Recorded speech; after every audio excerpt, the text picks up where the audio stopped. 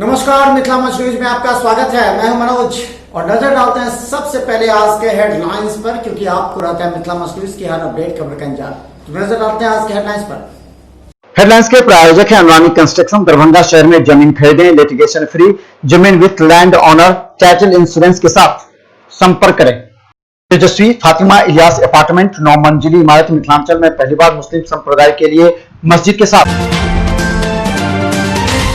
Darbhanga DMCH में शनिवार को फ्लू कॉर्नर में 57 मरीजों की जांच की गई, जिनमें 3 कोरोना पॉजिटिव पाए गए हैं। हालांकि दरभंगा में अभी भी सोशल डिस्टेंस मेंटेन नहीं करे। डीएमसीएच के बाहर बैठे लोग न मास्क लगा पा रहे हैं, न सोशल डिस्टेंस मेंटेन कर रहे हैं। दरभंगा डीएम डॉक्टर त्यागराजन के आदेश के आलोक में उप विकास आयुक्त रमेश सुल्तानिया ने आगामी बिहार विधानसभा 2020 की तैयारी को लेकर सभी कोषांग के वरीय एवं नोडल पदाधिकारियों के साथ बैठक मतदान केंद्रों पर बुनियादी सुविधा उपलब्ध कराने को कहा। आपदा प्रबंधन के प्रधान सचिव के द्वारा वीडियो कॉन्फ्रेंसिंग के माध्यम से बाढ़ राहत के संबंध में दिए गए निर्देश के आलोक में सभी संबंधित प्रखंडों के सभी संबंधित वरीय प्रभारी पदाधिकारियों को पत्र जारी कर बाढ़ राहत सूची व जीआर वैधता की जांच पारदर्शी तरीके से करने को कहा गया है। जयनगर भारत नेपाल अंतर्राष्ट्रीय सीमावर्ती क्षेत्र के लोगों के लिए लाइफलाइन माने जाने वाले नवनिर्मित जयनगर जनकपुर नेपाल रेल मार्ग शुक्रवार से पहली ट्रेन के दौड़ते लोगों में खुशी का लहर है। प्रधानमंत्री द्वारा दरभंगा को एक और बड़ी तोहफा। जल संसाधन मंत्री संजय झा के द्वारा तटबंधों के सुदृढ़ीकरण एवं नए तटबंधों के निर्माण पर एस्टीमेट तैयार होने पर इलाके में जहां हर्ष का माहौल है, 550 करोड़ रुपए की लागत से बन रही है बड़ा डैम। कोसी कमला एवं बागमती नदी के उद्गम स्थल पर हाईडैम के निर्माण से बाढ़ का निदान होगा। मिथिला विश्वविद्यालय मुख्यालय पर बीएड के सत्र 2018-20 के छात्र छात्राओं को लगातार फीस बढ़ोतरी को लेकर प्रदर्शन जारी। छात्रों का कहना था कि 1,15,000 में जब बीएड का कोर्स का फीस जमा कर चुके तो फिर 35,000 का विश्वविद्यालय प्रशासन के द्वारा क्यों बढ़ाया गया।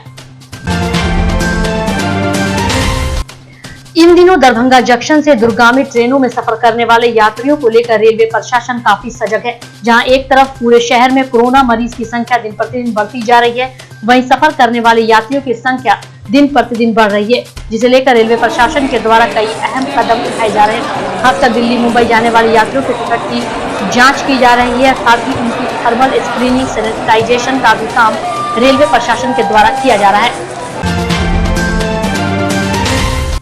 दरभंगा जंक्शन के प्लेटफॉर्म नंबर 1 पर national movement to save railway के कार्यकर्ताओं के द्वारा धरना प्रदर्शन किया गया।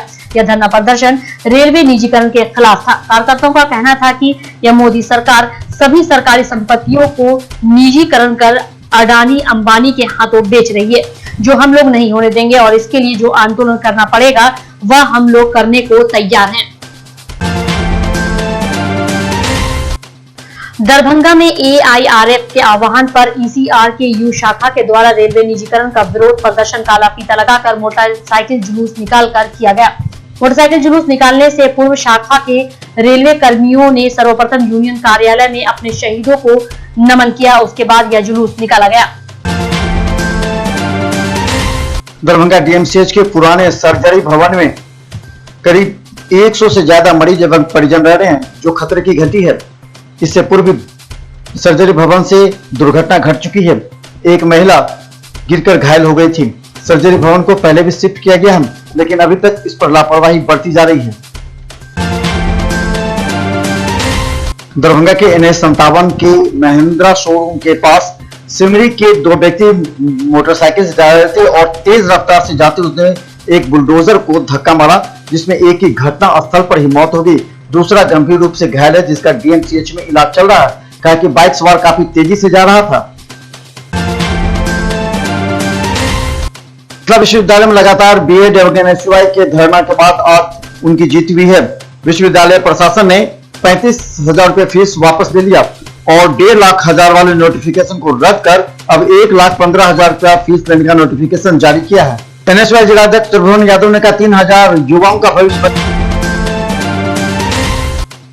जयनगर अनुमंडल में मां अन्नपूर्णा कम्युनिटी किचन के बैनर तले गरीब एवं असहाय लोगों के बीच लगभग 3 महीनों से भोजन कराया जा रहा है, जिसका मकसद सड़क किनारे, रेलवे स्टेशन और शहरी क्षेत्र में भूखे लोगों को खाना उपलब्ध कराना है। ये संस्था पिछले 65 दिनों से लगातार भूखे को खाना दे रहा है।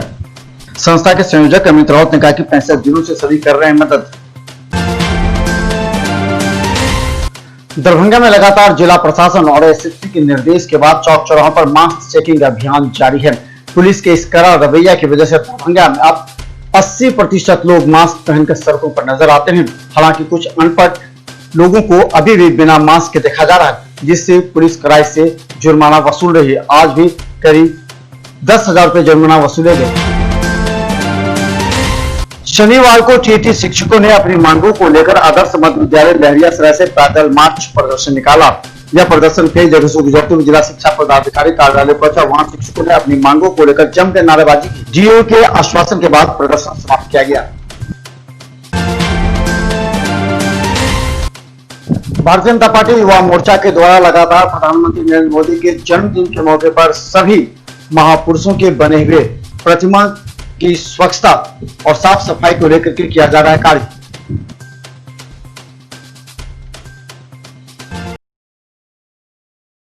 प्रधानमंत्री नरेंद्र मोदी के जन्म दिवस पर सेवा सप्ताह के अंतर्गत विनय दास साहब नगर लहरियासराय के प्रांगण में प्रवीण दास तांती प्रदेश मंत्री बीजेपी के द्वारा वृक्षारोपण किया गया। प्रधानमंत्री के जन्मदिन के मौके पर लगातार कई जगहों पर वृक्षारोपण और स्वच्छता अभियान जारी है। 1 सितंबर से 30 सितंबर तक पोषण सप्ताह मनाया जाता है। इसके लेकर के कुपोषण दूर करने के लिए सभी आंगनबाड़ी केंद्रों पर आंगनबाड़ी सेविका के द्वारा पोषण क्षेत्र में अन्नप्राशन दिवस मनाया जा रहा है। कमेश्वर सिंह संस्कृत विश्वविद्यालय के कुलपति प्रोफेसर शशिनाथ झा की नियुक्ति को लेकर के संस्कृत विश्वविद्यालय में खुशी की लहर है। वो व्याकरण विभाग के संकायाध्यक्ष पद पर 1 साल पूर्व कार्य कर रहे थे। भारतीय जनता पार्टी के नेता और कार्यकर्ता लगातार सेवा सप्ताह के रूप में दरभंगा के विभिन्न प्रतिमा एवं महापुरुषों की प्रतिमा की साफ सफाई करते नजर आ रहे हैं। ललिता मिथिला विश्वविद्यालय के नए कुलपति के रूप में प्रोफेसर एसपी सिंह ने की नियुक्ति के बाद सभी शिक्षक एवं कर्मचारियों में उत्साह की लहर है। गौरतलब है कि उस शिक्षा में 40 साल का अनुभव है। उन्होंने 26 वर्षों तक प्रचार का पद संभाला था। पहले लखनऊ विश्वविद्यालय के कुलपति रह चुके हैं।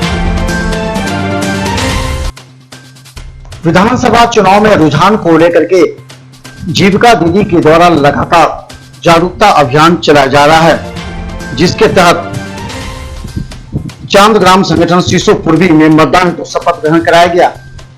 सूरत जीविका महिला संकुल के द्वारा भी जागरूकता अभियान चलाया गया।